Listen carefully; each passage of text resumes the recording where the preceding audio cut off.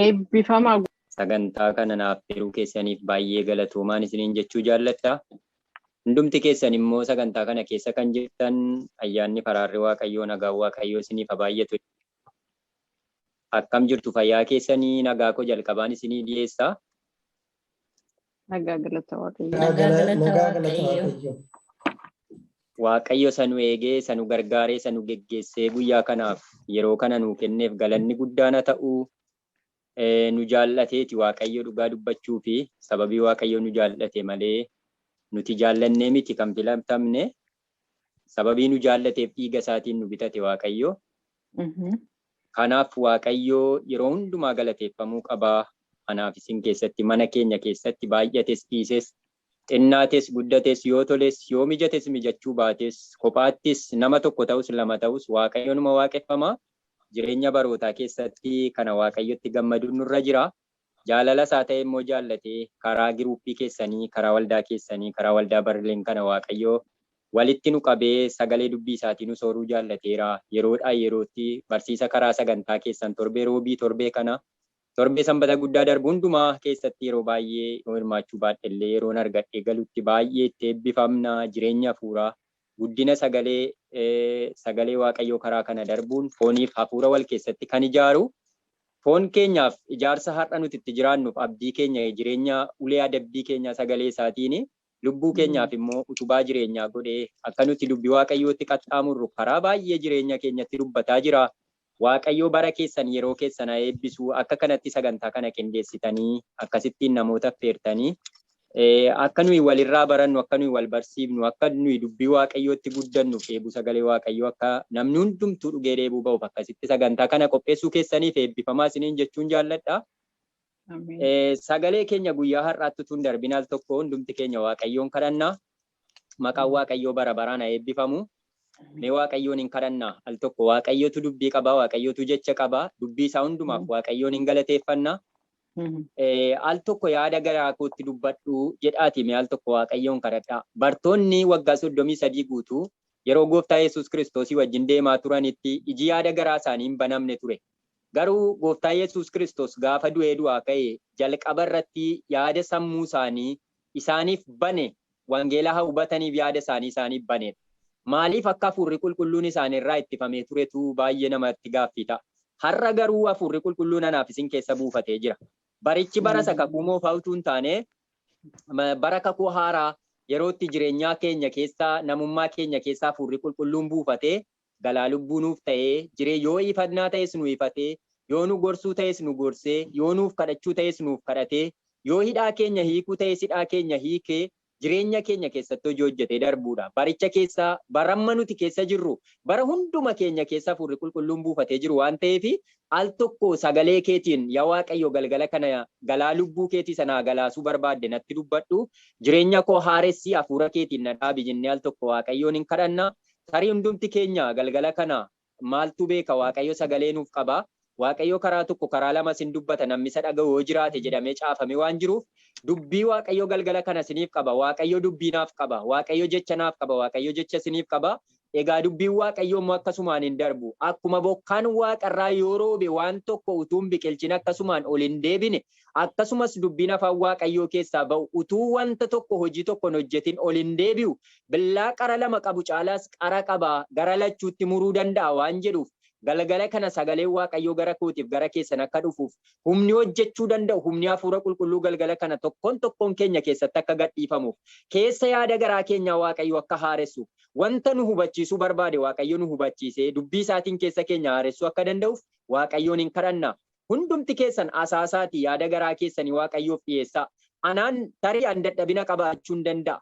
Kanan ittiin isin caalu yoo jiraate cubbuu koo duwwaadha. Sababii dhiiga Yesuus Kiristoosiif dhiqadheen qullaa'ee fuula keessan duratti dhiyaadhe malee hundumti keenya cubbamoota garuu dhiiga isaatiin qulloomneerra. Sababii kanaaf immoo kan nuti ittiin gad of deebifnee fuula Waaqayyoo duratti dhiyaannu yoo jiraate beekaa waan hundumaa gararraa jiru Yesuus Kiristoosiin duwwaadha jedhamee caafame waan jiruuf aniifis yeroo kana Waaqayyoof laannee dadhabina namaatti yookaan immoo haala tajaajila namaa tokko namoonni baay'ee yeroo baay'ee tajaajila namaa karaa adda addaa eeggachuu danda'u. Kan eeggatamuu qabu garuu tajaajila nama sanaa yookaan tajaajila sana utuu hin taane hafuura waaqayyoo guyyaa sana gadhiifamee anaaf isin keessatti hojii hojjechuu qabutu eeggatamuu qaba. Hafuurri kee galgala kana dhowwaa tokko malee gara koo dhufu na biran darbin bubbee hafuura kee bubbee hafuura qulqulluu galgala kana jireenya koo irratti dhangalaasi. Dubbiin kee galgala kana gara koo dhufu inni waaqayyoon kadhanna waaqayyoo galgala kana dubbii isaa ergeettiin jireenya keenyaan fayyisa. Dubbii isaa ergee isaan fayyise boolla du'aa keessa kan jiranis isaan baase caafame waan jiruuf. Galateeffanna gabaabsinee yaa Waaqayyo gooftaa waa'ee tola kee, waa'ee jaalala kee, waa'ee hafuura kee, waa'ee geggeessaa kee, waa'ee gaarummaa kee sa'aatii kana nuu laatte hundumaaf waaqa irrattis lafa irrattis maqaan kee kan galateeffamuun ta'u si qofa galanni ulfinni si duwwaadhaaf haa ta'u. Ilaa kunoo sabni kee fuula kee dura jirraa jireenya keenya yaa Waaqayyo sassaabnee yaada keenya sitti laannee gad of deebifnee akka Maariyaamiin fuula kee dura jirra. Ati immoo dubbii namaaf qabda. Jecha galaana du'aa nama dabarsu namaaf qabda. Sagalee baroota keessatti nama dhaabu namaaf qabda. Yaa Waaqayyo sagaleen kee dubbii humnaati. Humna hojjetus of keessaa qaba jedhamee caafamee jira. Ani garbichi kee dadhabaadha. Sabni kun dadhaboota. Garuu akka dubbii keetiitti yaa Waaqayyo jajjaboota. Ayyaana keetti hirkannee nuti ijoolleen kee warra luba ba'aniidha. Amma garuu si barbaanna akka fedha keenyaa miti akka fedha keetti akka jaalala keetti galgala kana sagalee kee akkati nutti dubbattu akkati nu barsiiftuuf akkati yaa Waaqayyo karaa keenya qajeelchituuf akkati yaada garaa keenyaa haaressituuf akkati ija qalbii keenyaa bantuuf akkati mootummaa keetti yaa Waaqayyo maxxansitee jabeessitee nu dhaabduuf sagaleen kee galgala kana dhowwaa tokko malee gara keenya akka dhufuuf ulaan waaqummaa kee galgala kana jireenya tokkoon tokkoon keenya irratti kan baname haa ta'u. Si eeggannaa wanti si biraa hir'uun tokko hin jiru. Hafuurri kee gad dhiifamu, dubbii kee nutti dubbadhu, sagalee kee gingilchii keessa keenya yaa Waaqayyo wanta ulfina keef hin taane xaragii baasii, ulfina keetiin keessa keenya darbi, ayyaanni kee nurratti dhangala'u. Bara hundumaa si haa galatu. Irra daddarbaaf cubbuu goone hundumaa, looga goone hundumaa, obboleessa kan gaddisiifne, obboleettii kan gaddisiifne, nama kan amanne, hamiin akka qoraattii dhoqqee keessaa akkuma ta'e, beeknee galgala kana yaa Waaqayyo. Amma hundumti keenya fuula kee duratti qalbii diddiirranna. Maqaa gooftaa Yesuus Kiristoos nama Naazireetiin adeemsa miilla keenyaan, dubbii arraba keenyaan, milluu ija keenyaan, qaqqabannaa harka keenyaatiin, bu'aa dhagna keenyaan isa si gaddisiifne yaada garaa keenyaan. Galgala kana yaa Waaqayyo araar jennee fuula kee duratti kufnee si kadhanna. Araarri kee maqaa gooftaa Yesuus Kiristoosiin nuuf haa ta'u. Qullaa'uu barbaannaa nu qulleessi. Yaada garaa keenyaatti dubbadhu. Hafuurri kee qulqulluun galgala kana gad dhiifamu. Gooftaa Yesuus Kiristoos bokkaa hafuura keetiin nurratti dhangalaasi. Wanti nuuf malu galgala kana dhowwaa tokko malee gara keenya haa dhufu. Waan nu gargaarteef si haa galatu. Maqaan kee eebbifamu. Waaqa irrattis lafa irrattis eebbifame. Xumurree nama galataa nu godhe. Maqaa gooftaa Yesuusiin ameen. Waaqayyo bara keessa na eebbisu sagaleen guyyaa har'aani qabadhee dhiyaadhee macaafa raajotaatii fi wangeelota qabateeti. Waa tokko jalqaba irratti kanan isinitti himuu barbaadu waa'ee carraati. Carraa arganne ammaniif isin carraa arganne carraan kun hixaadha jechuudha. Hixaa yookaan immoo carraa mukaatiin bu'uudha. Baroota darban keessatti bara jireenya yookaan bara kakuu moofaa keessatti akka hixaan bu'aa ture hin beekna. Tajaajiltootaafis hixaatu bu'aa, lubootaafis hixaatu bu'aa. Guyyaa eeggattanii calluma jettanii darabee keessan eeggattaniitu guyyaa darabee sana uffata lubummaa, uffata raajummaa, uffata hojii mana Waaqayyoo keessa akkuma bara Lewwotaa lubummaan irra caalmaa kan kennameef akkuma macaafa qulqulluu keessatti caafamee jiru seera Lewwotaa keessatti Lewwotaaf kenname isa kana beektu isin. Seenaa Lewwotaa keessaa Israa'eloota 12 keessaa Waaqayyo filatee kan hojii isaa yookaan immoo iddoo aarsaarra kan isaan kaa'ee warra gosa Israa'elotaa keessaa Lewwota akka ta'e macaafa qulqulluu keessatti caafamee jira. Isaan kun Lewwota jechuun warra Waaqayyoof addaan ba'anii akkasumas immoo kennaa mana Waaqayyoo keessa jiru nyaatanii isumaan soora lubbuu isaanii godhatanii kan ittiin jiraatan ture. Haa ta'u malee bara kakuu haaraa keessatti dhufneetu nama tokko argina. Zakkaariyaas kan jedhamu irratti waa'ee isaarra dubbanna. Waa'ee Zakkaariyaasii fi Elsaabeexii fi waa'ee Yohaannis irra kaafneetu wanta tokko tokko hamma hafuurri Waaqayyoo nu gargaare waliin dubbanna. kanumaan qabee macaafota seeraa shanan itti dabalee macaafota seenaa keessatti kan argamu bara macaafota bakki seenaa keessatti nama akka Musee argadheen beeku Waaqayyo dubbatee ture. Macaafa seenaa keessatti waa'ee namootaa maqaa namootaa baay'eedhaan kan kaaseen qabu adduma baasee akka Museetti kan dubbateen qabu. As dhufee seenaa macaafa moototaa keessatti Daawitiin kaasee ture. Daawitiin akkamitti fuula Waaqayyoo duratti Israa'eloota geggeessaa akka ture. Israa'eliin erga geggeesse iyyuu immoo akkamitti akka waamicha isaa keessatti Waaqayyo isa gargaareeti. Waaqayyo akkamittiin akka inni gammachiise bara jireenya isaa keessatti abboommii Waaqayyoo eegee dabarsee fi ani nama akka garaa kootii Daawitiin nan argadhe jedhee Waaqayyo kan itti dubbate Daawitiin akka ta'edha. Akkasumas immoo bara raajotaatii fi bara yookaan immoo Yohaannis utuu hojiin jalqabin wangeelota Yohaannis wangeela Maatiyoositti utuu dhufee barri kakuu haaraan eegaline bara raajotaatii fi bara wangeelotaa gidduutti immoo Waaqayyo nama cimaa tokko namni kaasee erga utuu Gooftaa Yesuus Kiristoos hojiin jalqabin nama yeroo jalqabaatii fi afaan marra ilmaan marrataa jedhee waa'ee isaanii kan dubbate Yohaannisiin Waaqayyo waa'ee isaa achitti kaasa. Baroota keessatti baroota darbaniif baroota dhufan keessatti nama akka Yohaannisiin argadheen beeku jedheetu macaafa kana keessatti dhufee bara kakuu haaraa keessatti waa'ee Yohaannisiin kaasa. Isinitti meegaa bara seeraa keessatti waa'ee Musee kaasee, bara moototaa keessatti waa'ee Daawitiin kaasee, bara kakuu haaraa keessatti immoo maqaa nam tokko dhaheen beeku yoo jenne bara raajotaa keessaa immoo itti dabalata Daani'eliin kaaseera. Daani'eliinis yeroo baay'ee Waaqayyo maal jedheeni baay'ee kan inni mul'ata isaa keessatti yookaan raajiin raaje keessatti Daani'elitti baay'ee waa'ee Daani'eliin kanas kaasee ture. Garuu nama akka garaa kootii jedhee namanni dubbate keessaa bara raajotaatiif bara Gooftaa Yesuus Kiristoos kakuu haaraatti lixa kakuu haaraa keessatti nama akka Yohaannisiin argadheen beekuu jedheetu Waaqayyo dubbate. Isaan booddee egaa Waaqayyoon dubbate jechuun baay'ee nama rakkisa. Maaliif yoo jettan macaafa qulqulluu gaafa barataa yookaan immoo qorataa ilaalaa dubbisaa deemnu akkamittiin akka ta'e ilaaluun nurra jira. Kanaafi baroota keessatti Waaqayyo naman barbaada. Nama kamitti iyyuu barbaade dhimma ba'uu barbaada. Haa ta'u malee waa'ee dhalachuu Yohaannis Cuuphaati kaaneetu waan tokko kan nuyi waliin ilaalu Luqaas boqonnaa 1 lakkoofsa 8-17 as keessatti waa'ee Zakkaariyaasii fi waa'ee Elsaabeexiif waa'ee Yohaannisiin ilaalla.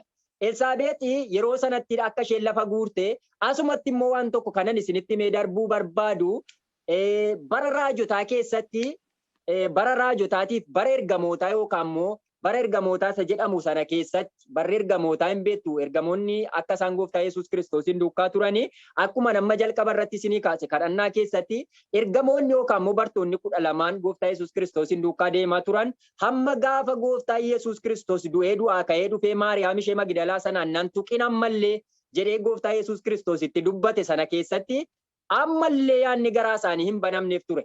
Garuu ergasii jalqabee hafuurri qulqulluun isaaniif yookaan isaan hubachiisuu fi hafuura yaada garaa isaanii immoo yookaan sammuu isaaniif baneedha. Gaaf tokkotu mana keenya teenye kanaa sobnu keessaa obboleessa koo sanyiitu waan tokko dubbate ture. Maal jedhaa?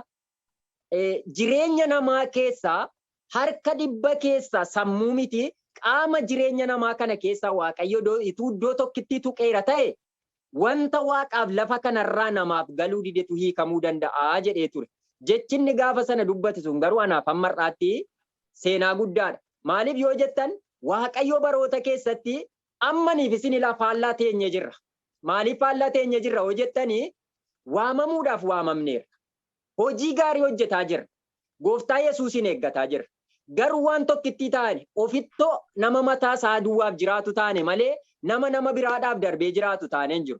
Maaliif yoo jettan ammuma laasuma keessatti giruuppii kana keessatti amma hooteessanii ilaaltanii Yohaannis gaafa sagalee kana boqonnaa 1ffaa kana irratti erga abdachiifame karaa Gabireeliin ittiin dhufee Waaqayyo ergamaa isaa ergee Gabireeliidhaan yeroo Elsaabeexiin lafa guurteetti yeroo Zakkaariyaas lafa guureetti taraan darbee lubummaa aarsaa dhiyeessuu mana Waaqayyoo keessatti yeroo inni Zakkaariyaasiin ga'ee ture kana keessatti hixaa buufnaan mukti galga guyyaa sana akka inni aarsaa dhiyeessuuf mana Waaqayyoo keessatti taraa darabee galgala isaatii gaafa saga'u mana qulqullummaa keessatti ol gale. Mana qulqullummaa keessatti gaafa ol galuu achi keessa utuu inni aarsaa jiru yookaan immoo Waaqayyoof ixaana aarsee aarsaa dhiyeessaa jiru ergamaan Waaqayyoo Gabireeliin achi keessatti itti dubbate jechuudha. Galgala kana taraan Waaqayyoo isin haa ga'u malee taraan isin amma Jireenya nuti amma keessa jirru jireenya gaariidha. Waaqayyo wajjin jireenya gaarii keessa jirra. Maaliif yoo jettan ayyaana Waaqayyoo uffannee yeroo hundumaa ganamatti galgalatti kaleessama waan tokko haasofna turre. Biyyi lafaa kun baay'ee namoota Waaqayyoon hin beekne ba'aadha. Ammatu sa'aatii tokko miti daqiiqaa tokkoo fi obboleessuma koo sanyii wajjin kaleessa kan haasofnu yeroo baay'een haasaa haasofnu keessaallee jechoota akka hafuuraatti itti fayyadamnutu jira.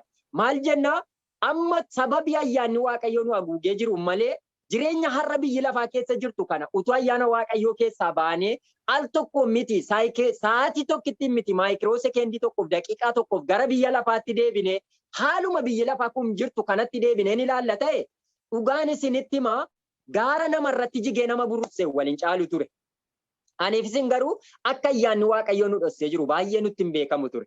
Amma ayyaana Waaqayyootiin haguugamnee jirra jechuudha. Akkuma inni Zakkaariyaas ayyaana Waaqayyoo uffatee darabee aarsaa dhiyeessuu isaati sana fudhatee fuula Waaqayyoo duratti dhiyaatee ture sana aniif isinis ayyaana Waaqayyoo uffannee jirra. Nutti mul'atu garuu kun yoom nutti mul'ata beektu gaafa ayyaana Waaqayyoo keessaa baane. Ayyaana Waaqayyoo keessaa akkasiin hin baaneef yeroo hundumaa ayyaana Waaqayyoo uffattanii taraa darabee aarsaa dhiyeessuu Waaqayyoodhaaf akka fuula Waaqayyoo duratti carraan isinii kennamu carraan keessan akkasiin irra hin darbineef warra yeroo jalqabaatiif carraa argatan akka taatan ayyaanni Waaqayyoo isiniif baay'atu jechuun jaalladha. Yeroo hundumaa gaa amma sitti Zakkaariyaas taraa darabee isaati isa ga'ee taraa dullubummaati aarsaa dhiyeessuudha. Kan inni ol galeef aarsaa dhiyeessuudha. Ergamaan Waaqayyoo garuu Gabireeliin misiraachoo sitti muufan dhufe. Ilaa haati manaa kee waggaa dhufu ilma deessi maqaa isaa immoo Yohaannis jettee moggaaftaa jedheetti dubbate. Asumaani Yohaanni amma Gabireeliin macaafa kana keessa Daani'eel irrattis yoo dhattan Hisqeel boqonnaa tokkoffaattis yoo dhattan yeroo hundumaa jechuudha. Gabreel macaafa qulqulluu keessaa yeroo hundumaa ergamaa misiraachoo himuudha. Kana macaafa qulqulluu guutummaa isaa dubbifachuu dandeessu. Ani ergamaa misiraachoon sitti himuu dhufeedhaan lakkoofsa 19 irratti laa. Ergamichi immoo ani Gabireeliidha. Fuula Waaqayyoo dura kanan dhaabbadhu. Misiraachoo kanan sitti himuudhaafan ergame. Ati garuu ergaa ani sitti himee yeroo isaatti isa raawwatuuf jiru hin amanne. Kanaafis amma kun ta'utti arrabni kee didaa hin ta'aa jedhee deebiseef. Amanuu dadhabe Zakkaariyaas. Anoo lafa guureera. Isheenoo lafa guurteetti. Dhuguma immoo akka saayinsiitti obboloota koo akka baayoloojii yookaan immoo baayoloojiin biyya lafaa jedhutti dubartiin umurii waggaa 45 olitti da'uu hin dandeessuudha. Inni kun egaa akkaataatti qoratamee bira ga'e saayinsii isaatu beeka. Sababii kanaaf akka Waaqayyootti garuu waggaa 99 irratti iyyuu mucaa godhachuun hin danda'ama. Sababii kanaaf waggaa dhufu ilma hin deessi. Maqaa isaa immoo Yohaannis jettee moggaaftaa jedhee kallattiidhumaan Zakkaariyaasitti dubbate. Mata dureen koo guyyaarraa kakuuf carraa jireenyaa. Kakuutniif carraan jireenyaa wal hidhatee deema. Yoo Waaqayyoo amma si'a tokko Waaqayyoo kakuu naa gale, Waaqayyo naaf kakate, Waaqayyo natti dubbatee jechuu dandeenya. Dhuguma Waaqayyo dubbateera taanaan Waaqayyo raawwata. Waan nama ajaa'ibu keessaa carraan hixaa kuni ana na dhiba yeroo baay'ee macaafota keessaa carraa hixaa. Hixaan kuni si'a tokko carraa namaaf kenna. Si'a tokko immoo fuudhee galaanatti nama gata. Yoo didan nama akka Yoonaas amma fakkeenyaaf hixaadha. Hixaadhaan bu'e. Atattamitti rafta sanyii Yihuudii taate utuu qilleensi jabaan amma kana jiru ati akkamitti boraafattee rafta. Ka'ii kadhadhu tarii Waaqayyo sababii kennu oolchuu danda'aadhaan hin gaafanne. Gara Naanawwee deeme naan didee gara Tarseesiin gaafa deeme. Carraa hixaa amma sitti hixaan guyyaa sana sababiin hixaan sun ga'eefi Waaqayyotu durse waa'ee eenyu arga beektu waa'ee Zakkaariyaasiin arge. Har'a guyyaan sun tarii guyyaan aarsaa dhiyeessuu nama biraadhaaf ta'uu danda'a. Garuu hixaan Zakkaariyaasiin baatee guyyaa sana aarsaa dhiyeessu suni guyyaa ergamaan Waaqayyo mana qulqullummaa keessatti waa'ee eenyutti dubbatu ture. Waa'ee Yohaannisiin Zakkaariyaasitti dubbatu ture. Yohaannis akka dhalatee yeroo jalqabaatiif inni garaa Waaqayyo gammachiisee ilmaan marrataa gara du'aa jala gara jireenyaatti akka isaan dhufan Waaqayyo karaa isaatti dubbate sun guyyaa sanaa jalqabee Waaqayyo akeeka waan irraa qabuufidha jechuudha. Sababii kanaaf hixaan kunis si'a tokko gaa warra didanii karaa jal'inaarra deemanii fuudhee garaa galaanaa jalatti gateetu qurxummii nyaachisee qurxummii dhumti immoo baatee dhaqee lafa onaa irratti tufee akka inni lafa san lafa Waaqayyo akeeketti dhaqee akka inni saba du'a jala jiru du'a jalaa baasuuf carraa hixaatu isa ga'e Yoonaasiinis jechuudha. Ilaa Yoonaas Yohaannis inni kuni Yohaannis Abbaa Yohaannisiin Zakkaariyaanisiinis carraa gaafa sana mana qulqullummaa keessa ol galee aarsaa dhiyeessuuti isa ga'e. Aarsaa dhiyeessuu duwwaan mootuu hin taane sagalee misiraachoo lafa inni iddoo aarsaa keessa dhaabbatee dhaga'uudha jechuudha. Kanaaf isiniif akkuma isinitti hime akkuma bara Musee Waaqayyo nama akka Musee argadheen beeku jedheetti dubbate ana na balleessi saba kana hin balleessini jedhe Museen akka mammatuu hin ta'in jettu saba kana galmee keerraa fuula kee duraa balleessuun anaaf jireenya koo galmee keerraa seenaa jireenya kootii balleessi jedhe Waaqayyoon kadhate. Nama akkasii barbaada Waaqayyo har'a sanaaf isiniif jechuudha.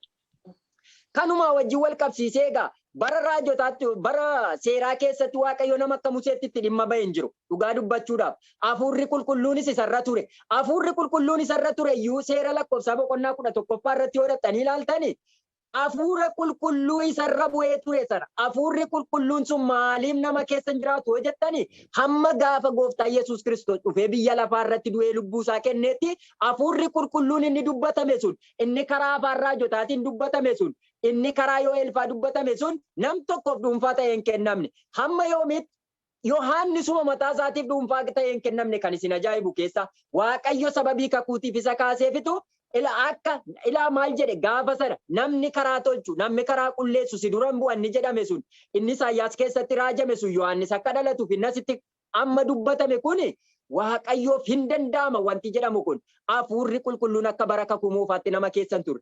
Dhufeerra bu'aa erga hojii hojjete booddee irraa deema. Waaqayyo yeroo sanatti eenyutti dubbata? Museetti dubbata. Museen immoo Arooniif Miiriyaamitti dubbata. Aroon immoo dhaqee gadi bahee sabatti dubbata. Maaliif arrabni isaa giingee waan ta'eef hafuura qulqulluu Musee irraa fuudheetu luboota nama 70 kaa'e. Isa har'a naaf isinirra jiru kana. Isa hafuurri qulqulluun inni hojii ergamootaa boqonnaa 2 lakkoofsa 1 irratti dhufee bu'e sun ayyaana guyyaa 50ffaa inni Pheenxaqoosxee jedhamu sun jechuudha. Maaliif kana dhattee jechuu dandeessu? Waan tokkotu jira. Hafuurri qulqulluunii jedhala raajii dubbachuuniif seerri hamma bara Yohaannis cuuphaatti ture jedha. Wantatti kanan isin hubachiisuu barbaada. Akka macaafa qulqulluudhaa wajjin walitti hidhee. Isa booda bara Yohaannisiin booda raajii dubbachuun hin barbaachisu jechuu dandeessu. Anumti mataan kootti qoramaan ture maaliif yoo jettani macaafa qulqulluutu jedha waan ta'eef raajii si'a tokko hin qorra. Maaliif ree? Raajii dubbachuuniif seerri hamma bara Yohaannisitti turedha. Phaawulos immoo dhufee seeraaf abboomamaa mootummaadhaafis bitamaa akka biyya sana keessa nagaa jiraataniif iyyuu namni tokko mootummaadhaaf seera biyya lafaatiif bitamee jiraachuu qaba. Utuu seerri hin jiru ta'aniif isin iyyuu har'a nagaatti hin jiraannu waan ta'eef. Kanaaf maal jedha seerrinii fi dubbii yookaan immoo raajonni raajani hamma bara Yohaannisitti turedha. Maaliif jedhe sagalee kanaa jedhe macaafa qulqulluu keessa olii gadi diigaa ture. Lakka sababiin kana jedhame maaliif beektu bara raajotaa keessa hamma bara Yohaannisitti ture inni jedhame raajiin dhufee qad jedhee cite. Raajii raajame argitanii beektu erga Yohaannis dhalatee booddee erga inni sagalee misiraachoo kottaa cuuphamaa yaada garaa keessanii geeddaradhaa mootummaan Waaqayyoo dhiyaateera erga inni jedhee sagalee misiraachoo labsuutti ka'e booda raajii raajame argitanii beektu macaafa qulqulluu keessatti hin jiru mul'ata malee. Sababii kanaaf isa sana gooftaa Yesuus Kiristoos dhufee xaragee hundasaa ofii isaatii dhuunfatee wangeelota arfan wangeela Maariqoos, Yohaannisii fi wangeela Luqaasiin keessatti dhimma kana hundumaa goolabee macaafa erga ofii isaatii gara Waaqaatti ol butame jechuudha. Du'ee gaafa guyyaa 40 biyya lafaarra erga ture du'aa ka'ee garaa boollaa keessa erga ka'e guyyaa 40 erga biyya lafaarra ture bartootatti si'a 3 deddeebi'ee erga mul'ate booddee Yohaannis boqonnaa 18 kaatanii yoo dhattanii dubbifatta hin argattu asammoo boqonnaa 17 kaatanii jechuudha. Guutummaa isaan marattanii boqonnaa 21 jechuudha.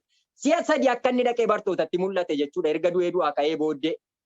Hamma sammamanitti ergasii booddee gara Waaqaatti amma ol butamutti gooftaa Yesuus Kiristoos isaanii wajjin si'a 3 deddeebi'ee akka isaanitti mul'ate bartootatti mul'ate. Hafuurri qulqulluun dhuunfatee lafa kana hin fudhanne jechuudha. Maaliif ree? Seerriif raajii dubbachuun hamma bara Yohaannis cuuphaatti ture inni jedhameef sababii kanaatiif. Har'a raajiin nu barbaachisaa hin dubbatamaa yoo jettani raajiin bara kana dubbatamu hafuura qulqulluu sin keessa jirutu dubbichuma macaafa qulqulluu sanaa wajjin wal qabatee hidhaa jireenya namaa hiikuuf fayyisuun inni gooftaa Yesuus Kiristoos yoo amantan ana caalmaa hojjettu inni jedhe sun. Gaarri kun isin duraa buqqa'e yoo jettan buqqa'ee laga walakkaa dhaqan inni jedhe sun hafuurri qulqulluun sun har'a inni hojii ergamootaa boqonnaa 2 irratti nurratti dhangala'e sun ayyaana Pheenxaqoosxee inni jedhame sun hafuurri qulqulluun inni nama hundumaatiif kenname anaaf isin keessa buufatee hamma dhuma baraatti hamma gaafa gooftaa Yesuus Kiristoos dhufutti anaaf isin keessa taa'ee nu barsiisa nu jajjabeessaa nu eega dubbii sagalee isaa immoo keessa keenyatti ibsa maqaan Waaqayyoo haa eebbifamu. Egaani amma bara kanaan booddee ilaagaa amma asitti waan isin ajaa'ibu keessaa sagalee kana Zakkaariyaas keessatti dubbatee ture. Zakkaariyaas boqonnaa 13 lakkoofsa 1-5 keessatti dubbatee ture. Maal jedha achitti raajii dubbachuunii fi seerri hamma bara Yohaannisitti ture kan jedhu. Luqaas boqonnaa 16 lakkoofsa 14-17 caafamee jira. Jecha kanas gooftaa Yesuus Kiristoostu dubbate. Maaliif hamma bara sanaa duwwaatti ture yoo jettani raajonni sobduun kaatee turte. Isa booddee jechuudha. Namni sa'aatii bara sanaa jalqabee raajii dubbate zarii isaa keessa habaafamu haa ajjeefamu kana booddee ulfinni isaa iyyuu sarraa haa fudhatamu jedhee dubbata achi keessatti jechuudha. Zakkaariyaas boqonnaa 13 kana keessatti. Egaaniif isin immoo har'a raajiin nu barbaachisaa yoo jettani eeyyee hafuurri Waaqayyoo isinitti dhufnaan hafuurri qulqulluun isin keessa waan jiruuf raaji lallabi barsiisi kan jedhu yoo jiraate hin barbaachisa. Garuu raajii sobaa isaa akka bara raajotaa sana miti.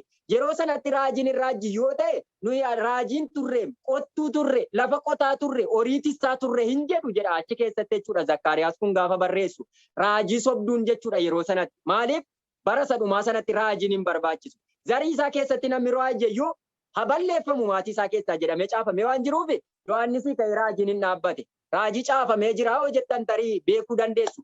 Akka kootti raajiin macaafa qulqulluu macaafi qulqulluu walumaa gala seera uumamaatti amma mul'ataatti raajiidha macaafichumti iyyuu jechuudha.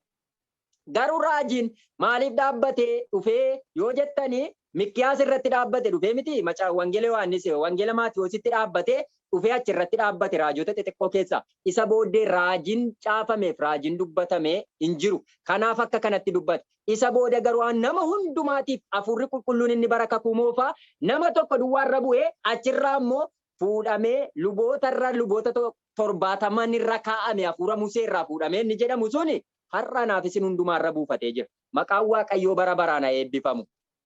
Kanaaf carraa jireenyaa keessatti carraa jiraannu keessatti kakuu fi yookaan immoo carraa muka carraa jechuudha hixaa namaa bahu carraan isiniif haa bahu carraan Waaqayyoo isiniif haa bahu guyyaan Waaqayyoo waamee akkasittiin kakuu isinii galee isinitti dubbatu kakuu Waaqayyoo jireenya keessan argatu bara jiraannu keessatti jechuudha. Bara booddeetti ani hafuura koo nama hundumaa irratti nan dhangalaasaa jedheetu Yo'eel boqonnaa 2 keessatti dubbatee ture. Waa'een bara dhumaatti hafuura kana dhangalaasu kuni yeroo jalqabaatiif biyya Liibiyaa ishee jedhamtu keessatti gaafa dhattanii macaafa keessaa hojii ergamootaa boqonnaa 11ffaa keessatti dubbiftani hafuurri qulqulluun akkamitti akka bu'e yeroo jalqabaatiif boqonnaa 2 irratti isa bu'e sana hafuurri qulqulluun akka nama hundumaa irratti bu'e biyya Liibiyaa keessatti afaan beekaniin akka dubbatan warra Arabiffaan tarii namni hundumtu afaan beekuun akka dubbatu guyyaa hafuurri qulqulluun bu'e sanaadha. Maal jedhe gooftaa Yesuus Kiristoos ani jedhe gara abbaa nan naqa hafuura qulqulluu isiniif nan erga inni immoo isin barsiisa isin jajjabeessaa isiniif dubbataadheera. Isa sanatu raawwate gaafa guyyaa 50ffaa. Waa'ee guyyaa 50ffaa waa'ee waggaa 50ffaatu macaafa qulqulluu keessa jira. Waa'ee waggaa 50ffaa bara kakuu moofaan beektu miti waa'ee ayyaana Iyyoobeeliyuu jedhamu jechuudha. Ayyaanni Iyyoobeeliyuun akka macaafa qulqulluu keessatti caafamee jirutti waa'ee ayyaana waggaa 50ffaa sana jechuudha. Macaafa keessatti akkuma caafamee jiru ayyaana waggaa 50ffaa kan jedhamu akka bara kakuu moofaatti Israa'eloonni waggaa 43 hojii hojjetanii waggaa 43 ka'anii waggaa 7 midhaan maasii isaanii irratti biqilu kan hin nyaanne horii isaanii kan hin nyaachifne yookaan immoo maal jedhama guboo lafa maasii irratti biqile isa jedhamu beektu miti guboo isaa sana hin haammatanii midhaan waggaa 7 waggaa 40 kana keessa walitti qabatan waggaa 7 guutummaa nyaata waggaa 7 walitti qabatanii taa'anii maasii isaanii waggaa 7 gadhiisu hin qotan hin haramanii inni kun ayyaana Iyyoobeeliyuu jedhama akka Israa'elotaatti. Ayyaana guyyaa 50ffaa inni jedhamu immoo anaaf isiniif ayyaana Pheenxaqoosxee isa jedhamu hafuurri qulqulluun itti hojjetudha. Kanaafitu seerriif raajiin hamma bara Yohaannis Cuuphaatti ture inni jedhu asirratti fufeetu anaaf isiniif har'a hafuurri qulqulluun wangeelli raajiin jireenya keenyatti raajii dhugaa ta'ee jiru hundeen bu'uura keenyaa hiddi keenya raadikiliin keenya filuumuliin keenya wangeela Kiristoos irratti isa hundaa'e macaafa wangeela Yohaannis irraa ka'u ijoollee kakuu haaraa jedhamne akka nuti dhaloota kakuu haaraa keessatti mallatteeffamne dhiiga Yesuusiin mallatteeffamne rakkina tokkoof yaaddoo tokko malee gooftaa keenya Yesuus Kiristoosiin akka eeggannu kan nu godhe macaafa kanarraa isa ka'e isa Yohaannis Luqaas boqonnaa tokko kana keessatti raajame waa'ee Yohaannisiif kan isin ajaa'ibu keessaa Yohaannisiif gooftaa Yesuus Kiristoosi bar tokkicha dhalatan. Gaafa Yohaannis ulfaa'ee garaa Elsaabeexiin keessa jiru yeroo Maariyaamiin nattee dubbisuudhaaf dhatte akka inni garaa Elsaabeexii keessa Yohaannis yookaan immoo galagalee gammadee isheen gammachuudhaan simattee jecha isheen jette sana guutummaa isaa kunoo boqonnaa tokko kana keessatti kaa'ee jira. Garuu waan nama ajaa'ibu keessaa waa'ee Yohaannis kana teessanii yoo ilaaltanii anaan kan na dhibu Yohaannis yeroo wangeela lallabaa ture sanatti kottaa isin ilmaan marrataa mootummaan Waaqayyoo dhiyaateera. Gara yaada qalbii diddiirrannaatti deebi'aa jedheetu yeroo inni barsiisuu jalqabee ka'ee mootummaan Waaqayyoo humnaan dhiibbachaa ture. Warri dhiibbatanis humnaan mootummaa Waaqayyoo sanatti galuudhaaf humnaan hamma irraatti iyyuu dhiibbachaa jiru. Aniif isinis amma dhiibaa jirra gaa. Biyyi lafaan nu dhiibdi nus hin dhiibna garuu immoona maqaan Waaqayyoo haa eebbifamu. Hin dhiibna nu dhiibdi hin mo'anna malee garuu hin mo'amnu. Kanaaf mootummaa Waaqayyoo guyyaa sanaa jalqabee humnaan dhiibbachaa jira. Warri dhiibbatanis humnaan dhiibanitti galuudhaaf yeroo hundumaa dhiibbachaa jiru. Dhiibaa jirra nus garuu nu mo'achuu hin danda'u. Hin jigu nurratti dhugaadha immoo. Sababii kanaaf mootummaa Waaqayyoo ammayyuu humnaan dhiibbataa jira. Kiristaanonni biyya lafaarra jiraachuun yaada Waaqayyoo taanaan malee silaa har'a hin jiraannu turre. Al tokko yeroo waa'ee waldaa Sudaanii gubate yoon isinitti hime ani yeroo sana Sudaan keessan ture. Rakkina baay'ee ture. Waldoota sadii jira Sudaan keessa. Namoonni tarii keessaa na dhaggeeffataa jirtan beekuu dandeessu. Waldaan Amaanu'el jedhamtu waldaa yeroo jalqabaatiif afaan Oromootiin banamte warra bashaakka afaan Oromoon biyyicha keessatti illee afaan Oromootiin hin waaqeffanne rakkina gochaa turan Musliimota Oromootiif Kiristaanota Oromoo warra yookaan immoo yeroo sana kaampii adda bilisummaa uummata Oromoo keessaa ba'anii chaapteriinis diigamee bara ce'umsaa mootummaa bara chaapteraa sana jechuudha. Loltoonni adda bilisummaa achi keessa beekamtoonni gurguddoon jiru. Namoonni achitti walitti qabamanii waldaa kana hundeessan. Waldaan sun erga ijaaramtee guddattee kiristaanota makkaana Yesuusii Pheenxee kiristaanotuma bakka warra Pirotestaantii irraa walitti dhufan walitti qabdeetu guddattu dhumarratti waldaa Ebenezer jedhamu irraa cabsatanii ba'an. Silaa wal cabsuu wal diiguun Oromoo kun keessaaf alan qabu. Sudaanitti immoo idda isaaf hundee isaa gadi fageeffatee ture. Ani waldaa makkaana Yesuus keessatti kanin dhaladhee kanani gooftaa argadhee kanani gara wangeelaatti guddadhe jechuudha. Sababii kanaaf achi haa ta'u malee waldaa makkaana Yesuus bara 2009 akka Awurooppaatti gaafa walitti sassaabamne waldaa walitti achi gara waldaa makkaana Yesuusitti namoonni waldaa lamaanirraa walitti dhufne waldaa makkaana Yesuus hundeeffamne baruma sana bara 2011 waggaa lammaffaa keenyatti waldaan nurratti gubate. Seenaa sana dhageessaniittu ta'a tarii meebii. Seenaan kun seenaa qalbii miti. Waldaan nurratti gubatee kellaan isaa diigamee lafatti waaqeffannu dhabne. Waldoonni Oromoo kun sadan immoo kan isin ajaa'ibu gibbii tokko keessa jiru. Taraa waldaan lama ganama waaqeffatu nu garuu sa'aatii booda waaqeffanna. Akka biyya Musliimaatti immoo kiristaana taatan Musliima namni kamiyyuu torbee jimaata malee waaqeffachuu hin danda'u. Maaliif guyyaan sun isaaniif akka guyyaa sanbata guddaa har'aati waan ta'eef. Ergasii maaliif an kaasuu barbaade jireenya dhiibbannaa jechuudha. Jireenyi keenya amma dhiibaa jirra.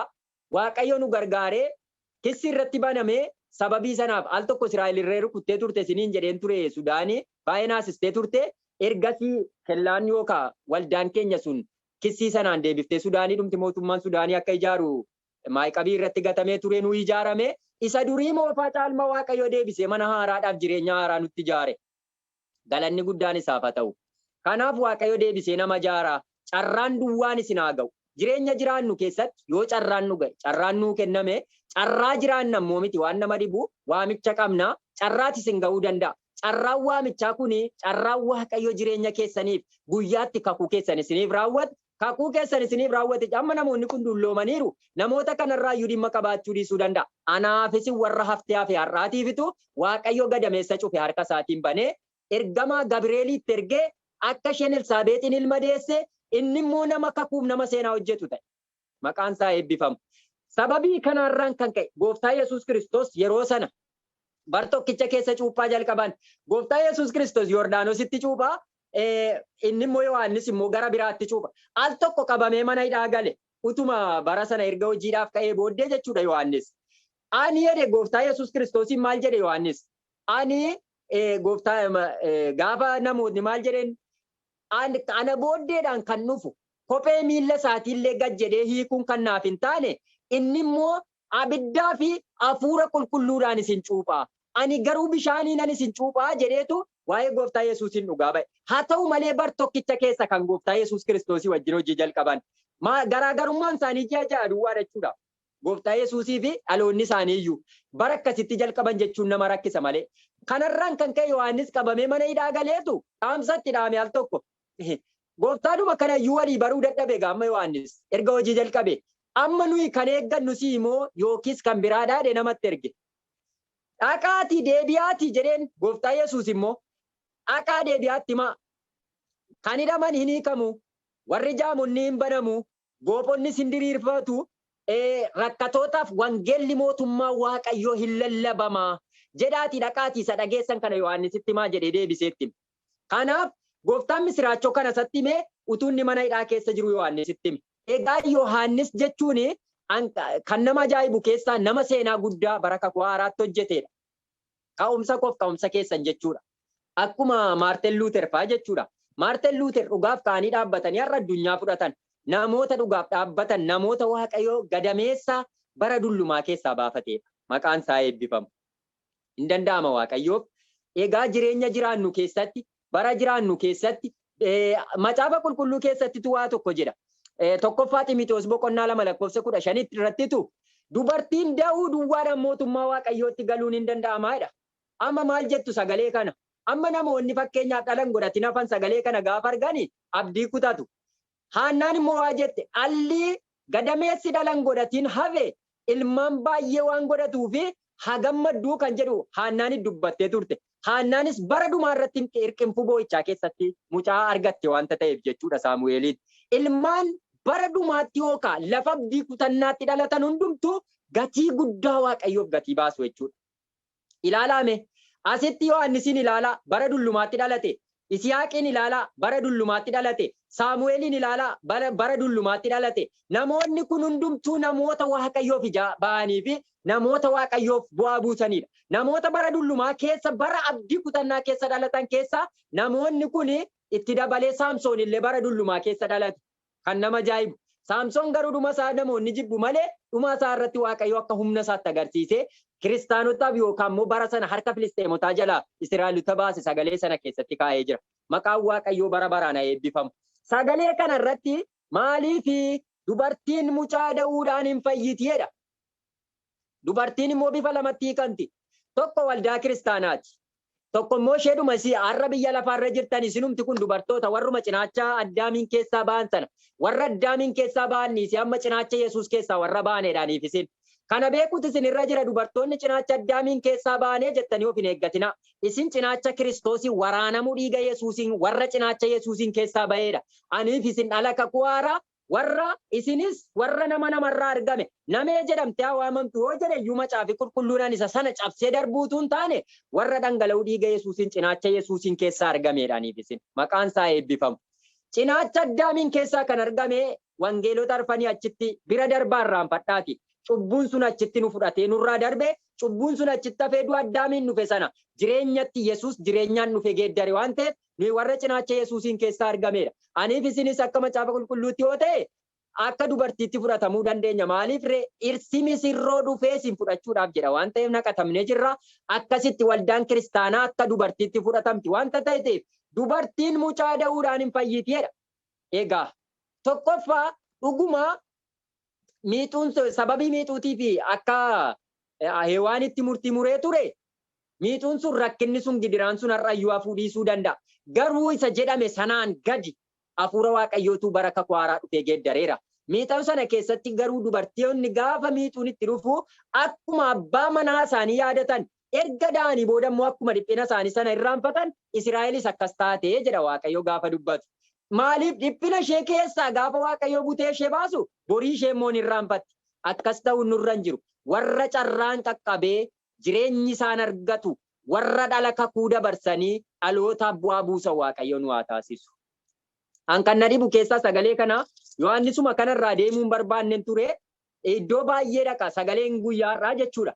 Ani iddoo baay'een isinii dhaqe Luqaas boqonnaa 1 lakkoofsa 8 hamma 17 fi Yoonaas raajicha boqonnaa 1 lakkoofsa 7 hamma 8 yoo dhattanii ilaaltani macaafni kun hundumti isaa wal ilaallata. Waa'ee hafuura qulqulluuti, waa'ee hixaati, waa'ee carraati, waa'ee jireenya Waaqayyoo wajjin jiraachuuti, waa'ee hafuurri qulqulluun akkamitti bara kakuu moofaa hojjete, bara kakuu moofaa hafuurri qulqulluun sagalee waan tureef asitti kana beekuuti isinirra jira la.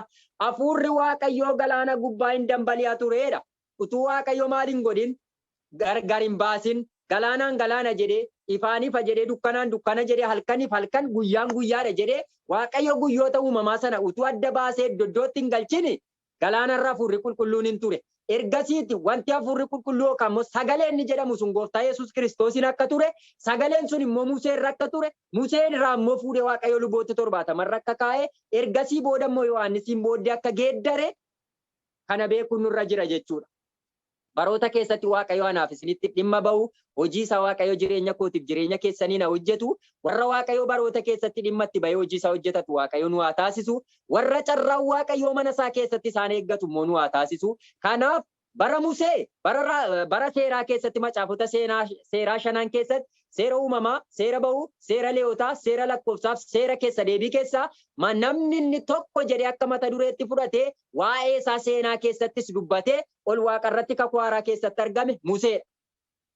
Sababii kanaaf jireenyi keessan fooniin yoo bade yoo du'e iyyuu Waaqayyo wajjinis waaqarratti warra argaman warra badanii argaman keessaa isa jalqabaati. Ani amma man ture ammatu Museen bara kakuu haaraa gaafa gooftaa Yesuus Kiristoos gaara Geetsemaan sana irratti ol ba'ee kadhatu sana Eliyaasiif Museedhaan waaqarraa gad dhufanii Phexrosiif Yohaannisiif gooftaa Yesuusitti mul'atan sana gaafa Phexros godoo 3 asitti ijaarra jedheen sana ammatu gaafa sana Museef Yohaannisiif mul'atan ta'e an dhugaan amma man ture maaliif achi buutee isaa dhabamedha. Inni lafarraa baga bade lafa kanan argita kanaanin hin argita garuu jakeetiin hin argita ittiin galtu edeen dachaphee hooree jedhamtu seera keessa deebii boqonnaa 34 keessatti waa'ee iddoo akkaataa itti Museen du'ee awwaalame eessatti akka awwaalame hamma irraatti beekameen jiru harka Waaqayyooti isaa awwaale jedha seera keessa deebii boqonnaa 34 sana keessatti.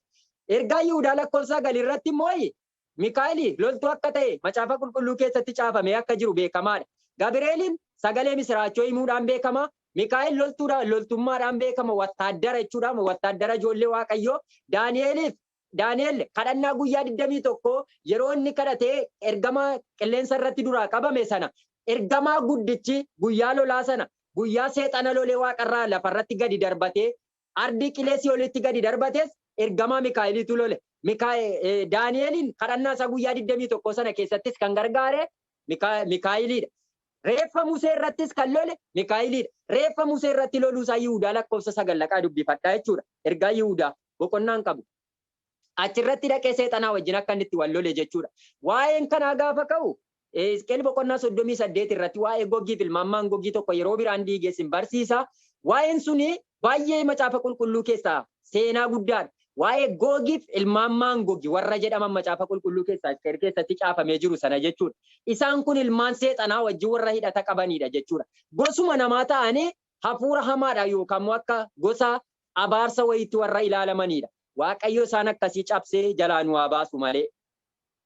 Kanaaf sagaleen keenya guyyaa har'aa jireenya jiraannu jireenya Waaqayyoof jiraannu keessatti lafa nuti abdii kunnetti Waaqayyoon barbaada taanaan umuriitti sii dabaluu barbaada. Yooti qalbii diddiirratti nama akka Hisqiyaasiin fudhachuu dandeessu Hisqiyaasii bakka isa xumuraayii ta'ee dhukkubsatee itoon itti bahee siree isaarra ciisa. Waaqayyo Isaayyaasiin itti ergee dhugumaan ati hin duuta malee hin jiraattu jedheen keenyan isaatti galagalee gara keenyanitti galagalee sekeendii gidduutti qalbii diddiirratee ani siif kanaan dura waan gaarii godhee beeku jedheen wanta singaarummaa singootantu jireenya keessan dhaala waan ta'eef guyyaan sun guyyaatti Waaqayyo umurii isaa irratti waggaa 15 dabaluuf ta'e. Bara keessan irratti Waaqayyo bara siniif dabalu jireenyi keessan jireenya yaadatamu jireenya Waaqayyo wajjin deemu jireenya milkaa'u jireenya carraa jalqaba anaaf illee haa ta'u sagaleen irra lallabe kun illee guyyaa borii jireenya koo dhuunfatu sagaleen irra lallabe kun jireenya keessan guyyaa borii dhuunfatu guyyaan borii guyyaatti hixaan isin jalaa dhokatee jiru guyyaa isin ayyaana waaqayyoo baattanitti dhokattanii taa'aa jirtan guyyaatti waaqayyo kakuu keessan waaqarraa ergamaa isaa ergee hidhaa keessan isinirraa kutee abdii keessan isinii jabeessee gara ulfinaatti isin geeddaru isiniif haa ta'u. Kanaaf egaa sagaleen waaqayyoo baay'isee achitti dubbata adda baafnee ilaaluu qabna. Maaliif sagaleen kun dubbate waa tokko illee gaafa namaan mormuudhaaf yookaan waan tokko nama hubachiisuu barbaadan mormuun illee nu barbaachisu kiristaanonni mormuun jennu hubachiisuudhaaf nam tokko macaafa qulqulluu nyaachuun nu barbaachisa. Seera uumamaa keessatti maal jedhe seera kakuu moofaa keessatti raajota keessatti maaltu jira macaafa kakuu haaraa keessa maaltu jira mul'ata keessa maaltu jira kamtu paastii ta'e yookaan immoo darbe kamtu immoo keessa jira kamiimmoo fuulduratti nu eeggataa jira wanta jedhu adda baafnee ilaaluudhaaf bara raajota akkuma waaqayyo dubbataa ture raajiin immoo bara kan inni waggaa 400 olii fi waaqayyo callisee ture bara saamu'eeliin akka ture waaqayyo takka malee akka hin dubbanne saamu'eeliin kaasee ittiin Eeliif ilmaan Eelii mana waaqayyo keessa akka qulqulleesse isaan booddee waaqayyo Daawitiin bara moototaa keessatti mootii jalqabaa Saa'ol irraa geeddaree Daawitiin dibee moosisee iddoo olaatii fidee ittiin diina isaa Israa'eloota irraa akka galagalche isa booda immoo bara kakuu haaraa waaqayyo isa dubbate gaafa raawwatu isa bara karaa Isaayyaasiin dubbate sana waaqayyo akka daawwachuuf gaafa ka'u Yohaannisiin kaasee karaa Yohaannisiin namni gara qalbii diddiirrannaatti akka dhufu akka fayyu ta'e isaan booddee gooftaa Yesuus Kiristoos wajjin bar tokko hojjetan malee